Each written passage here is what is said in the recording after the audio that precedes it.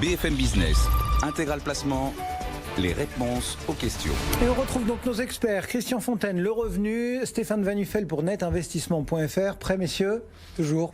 On y va. Répond donc aux questions de nos auditeurs, celles qu'ils nous envoient via notre mail intégralplacement@bfmbusiness.fr. Vous pouvez par ce biais nous écrire. Bernard, Christian, vous interroge: quel est le délai raisonnable pour transférer un compte titre d'une banque à une autre? On va s'engager, le revenu va s'engager, on va dire quelques semaines. Alors bien sûr, ça dépend, je dirais, du bon vouloir de la banque quittée, mais aussi d'éléments techniques. Et c'est là peut-être la nouvelle de la réponse. D'abord, ça dépend du nombre de lignes, de la présence, oui ou non, de titres étrangers en portefeuille. Et puis, s'il y a des opérations sur titre, OPA, OPR, sur des valeurs de votre PEA. Alors, bon, votre objectif est celui de tous les détenteurs de PEA qui veulent transférer leur enveloppe fiscale dans un autre établissement, c'est bien sûr d'aller vite et que ça coûte le moins cher possible. L'idéal pour que ça aille vite, il faut nettoyer votre portefeuille. Alors, sans forcément aller dans le cas extrême qui consisterait à vendre tous les titres, je dirais que vous pouvez déjà commencer par réduire le nombre de lignes, par vendre les titres étrangers et surtout ne jamais donner instruction de transférer votre PEA alors qu'il y a des dividendes ou il y a des opérations sur titres sur certaines valeurs en portefeuille. Sur le plan du coût, bien sûr, l'établissement quitté, le transfert, plus il y a le nombre de lignes, s'il y a des valeurs non cotées, s'il y a des valeurs étrangères, plus ça va vous coûter cher. Mon conseil, c'est de faire prendre en charge peu ou prou en partie ou la totalité de ces coûts par, je dirais, votre nouvel établissement financier. Généralement, ils acceptent de prendre en charge. Oui, ça fait même partie parfois de la pub. Ça fait partie de la pub, ça fait partie du package. Alors, il peut y avoir des plafonds, donc c'est vraiment du cas par cas. Enfin, si ça se passe mal, et malheureusement, les transferts de PEA entre établissements financiers, c'est une opération sensible. D'abord parce que sur le plan fiscal, c'est compliqué. Il y a tout l'historique des opérations qui doivent passer de l'établissement quitté vers le nouvel établissement. Si ça se passe mal, vous pouvez bien sûr contacter votre service clientèle, contacter le médiateur de la banque et in fine, pourquoi pas le médiateur de l'AMF, Marielle Cohen-Branche, qui vient souvent sur votre antenne et qui est souvent aussi interrogée dans le revenu. Voilà la réponse Bernard. Votre question. Bernard, Adil nous écrit aussi, il s'intéresse à l'investissement immobilier neuf dans le cadre du Pinel. Alors son banquier nous dit Adil est prêt à le suivre, sauf qu'Adil ne sait pas comment faire, par quelle étape passer pour s'assurer du bon choix du produit, quel Pinel trouver ou quel est le meilleur processus d'acquisition. Bref, il s'interroge. Alors je suis content de cette question parce que pour une fois, c'est pas une question sur des produits ou des solutions, c'est une question sur le process. Et vous savez que je suis quelqu'un qui suis très attaché à ce genre de choses. Processman, on vous appelle. Alors Processman, ça c'est seulement... C'est votre femme qui vous appelle comme ça.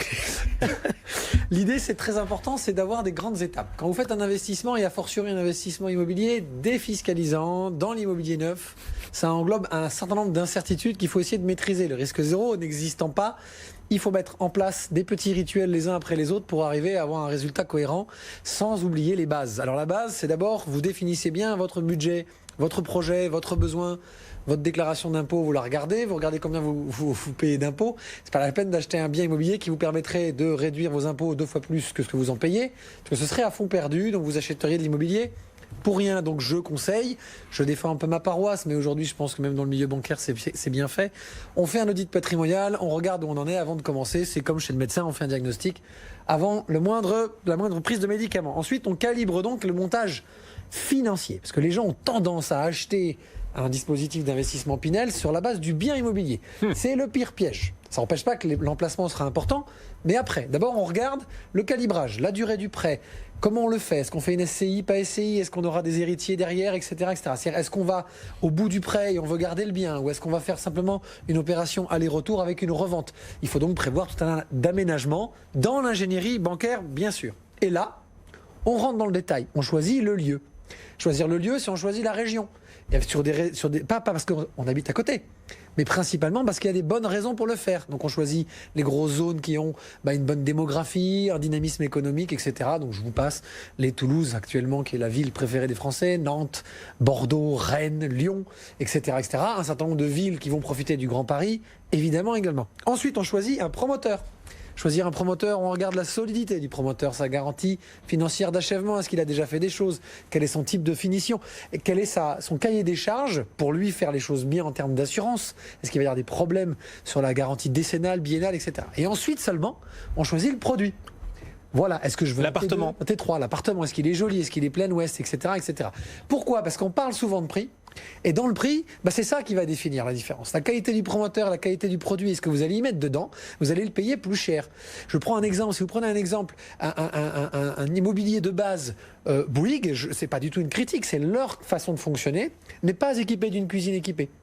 Vous l'achetez brut en défiscalisation. Donc c'est à vous de l'aménager. Pourquoi ? Parce que 80% des produits Bouygues sont vendus en résidence principale. Donc chacun va l'aménager à son goût. Si vous prenez un produit Green City, promoteur toulousain que j'aime beaucoup, lui il va livrer beaucoup en finition puisqu'il a plutôt 55% d'acquisition en dispositif d'investissement. Donc forcément, vous allez avoir des jolis parquets, une cuisine équipée, etc. Pourquoi ? Parce que ça vous permet de justifier un prix de qualité. Alors derrière, une fois que vous avez choisi votre produit, vous allez chez le notaire et vous achetez, il ne faut pas oublier tout ce qui se passe derrière. C'est qu'après, d'ailleurs, il va y avoir des appels de fonds successifs. La construction se fait par tranches.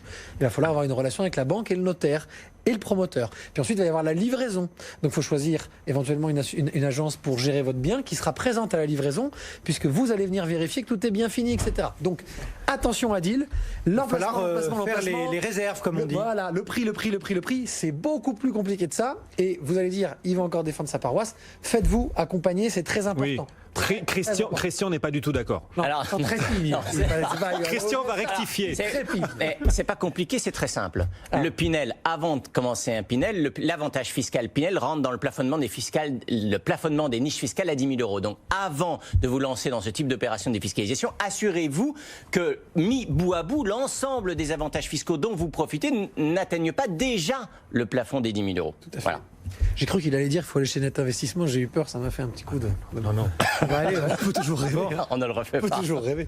Christian, Hélène a un fils qui a 30 ans, qui vit à Singapour et elle se demande s'il peut placer son argent sur un contrat d'assurance vie en France. Alors oui, mais encore faut-il trouver un assureur qui accepte, je dirais, l'argent d'un expatrié se trouvant à Singapour. Et là, ça risque d'être relativement compliqué. 3 conseils aux non-résidents qui s'intéressent à l'assurance vie. D'abord, choisir un contrat qui est gérable en ligne. Alors ça va un peu de soi, mais lorsqu'on habite à Singapour ou ailleurs avec le décalage horaire, cela facilite les choses. Deuxièmement, on choisit un contrat qui offre la possibilité d'une gestion pilotée. C'est en gros, ça consiste à confier un peu les clés de la maison et du contrat à un professionnel avec lequel vous avez défini un niveau de risque. C'est vrai que lorsqu'on vit loin, c'est facile, ça évite un suivi mois par mois de son contrat.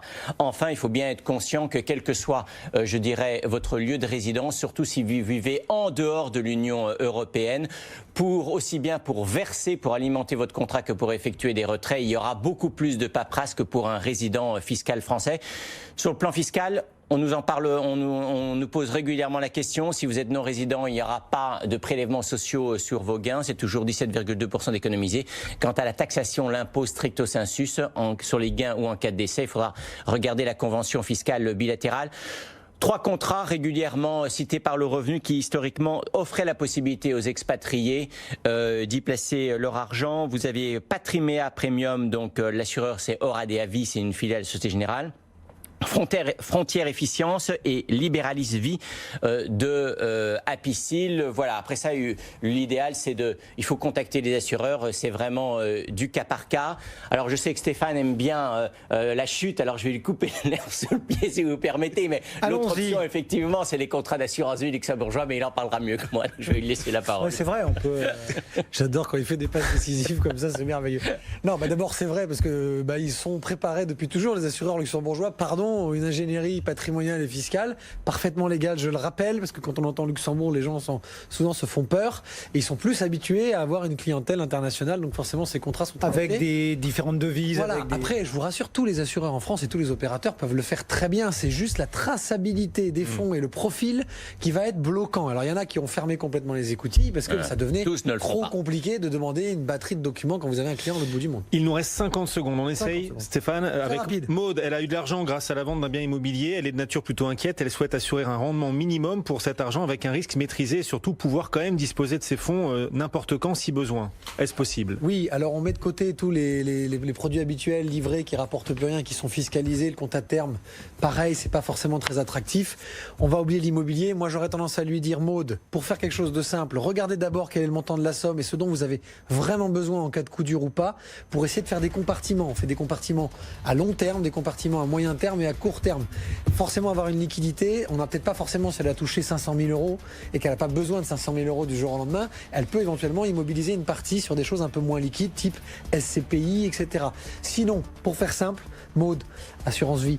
Assurance vie, assurance vie, assurance vie, parce qu'aujourd'hui, je le répète, à part le délai de déblocage qui va plutôt aux alentours de 15 jours, l'assurance vie est totalement liquide. Le seul frein, c'est la fiscalité sur ce qu'elle gagne. Et plus elle gagne, plus elle va payer les impôts. Mais c'est tant mieux quelque part, parce que ça voudrait dire qu'elle aura eu du rendement, ce qu'elle n'aurait pas sur les livrets ou sur les comptes à terme.